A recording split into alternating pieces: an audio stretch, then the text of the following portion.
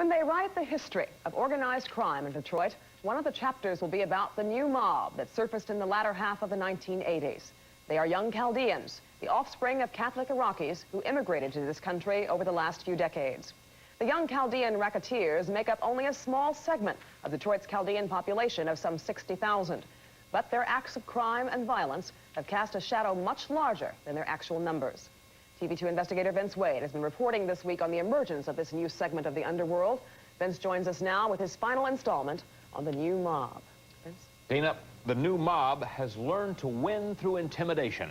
Law-abiding Chaldeans, the vast majority, are afraid to speak out in general terms against the several hundred who fancy themselves as gangsters.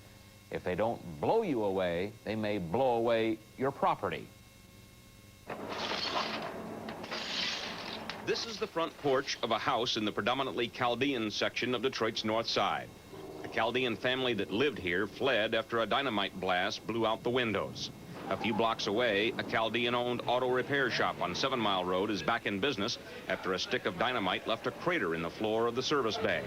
Last January, a state police narcotics team raided this house in Detroit's Chaldean community.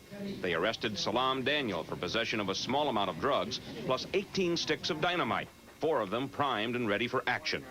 Last week, as Daniel and his girlfriend appeared before Recorder's Court Judge John O'Brien, federal alcohol, tobacco, and firearms agents showed up with arrest warrants for Daniel and his lady friend. Both were taken into federal custody for possession of explosives. Bernard LaForest, special agent in charge of the federal ATF office in Detroit, says it's a shame the entire Chaldean community is getting a bad rap from the actions of a few.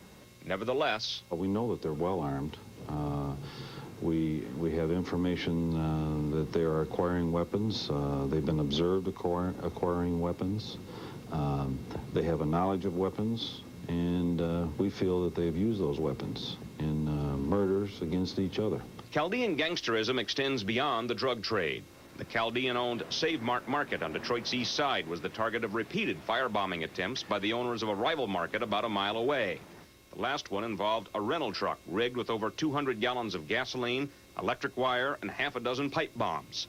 The truck caught fire before it could become the deadly bomb it was intended to be. During our trial, one of the experts testified that 1 gallon of gasoline equals approximately 70 sticks of dynamite in its potential for explosive capability. In one of the frequent ironies of criminal justice, convicted firebomber Issam Nami's appellate lawyer was former assistant prosecutor David Esper. My experience with the prosecutor's office also included the prosecution of some 20 to 30 arson cases against predominantly Chaldean store owners who were accused of either burning themselves or hiring a torch to burn their own stores for insurance purposes or stores of others to eliminate competition.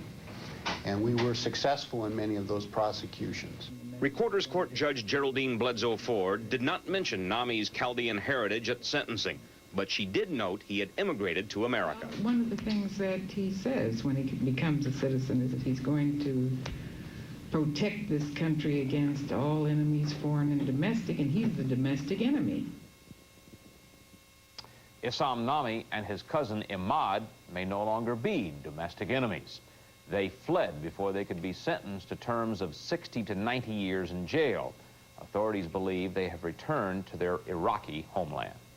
Dana? Thank you, Vince. This also included the prosecution of some 20 to 30